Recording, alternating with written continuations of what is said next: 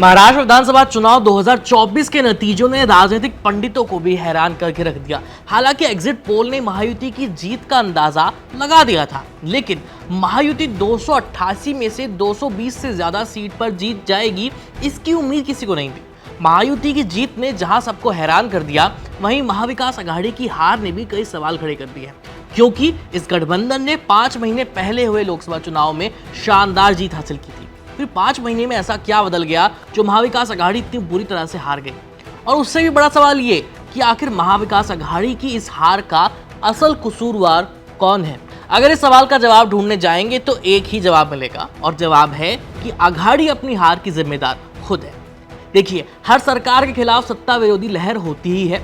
कोई पार्टी सत्ता में वापसी करती है तो उसकी एक वजह यह भी है कि वोटर के सामने कोई दूसरा अच्छा विकल्प नहीं होता। इस बार महाविकास आघाड़ी के पास अच्छा विकल्प बनने का मौका था, लेकिन उसने ये मौका गंवा दिया। 2022 में शिवसेना में बगावत के कारण महाविकास आघाड़ी की सरकार गिर गई थी। उद्धव ठाकरे से मुख्यमंत्री पद के साथ साथ शिवसेना की कमान भी छिन गई। इसके कुछ दिन बाद शरद पवार के साथ भी बिल्कुल वही हुआ। इन घटनाओं की वजह से महाविकास आघाड़ी के नेताओं के साथ महाराष्ट्र की जनता की सहानुभूति थी, और लोकसभा चुनाव में उन्हें इसका फायदा मिला।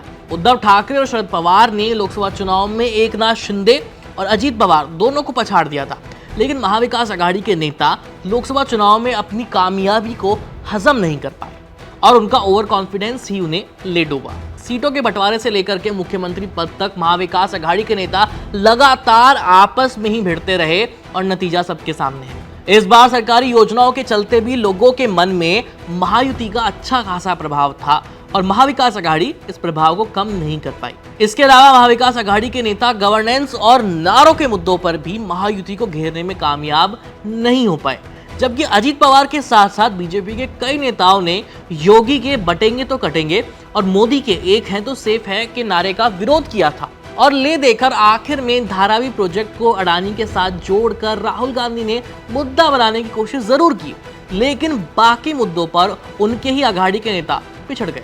इन सबसे इतर हिंदुत्व के मुद्दे ने इस बार बहुत बड़ा रोल प्ले किया है। महाराष्ट्र की राजनीति में बाला साहब ठाकरे के जमाने से ही हिंदुत्व का मुद्दा बहुत बड़ा प्रभाव रखता है, और शिवसेना के टूट जाने के बाद बीजेपी ने इस मुद्दे पर उद्धव ठाकरे को टारगेट करना शुरू किया था, और इस मुद्दे को अपने पक्ष में ले आए वो लोग, जिसका फायदा उन्हें इस बार मिला ही। खैर, महाराष्ट्र चुनाव के इन आंकड़ों पर ये तो मेरा आकलन था। आप नतीजों को लेकर के क्या सोचते हैं, हमें कमेंट सेक्शन में लिखकर जरूर बताएं।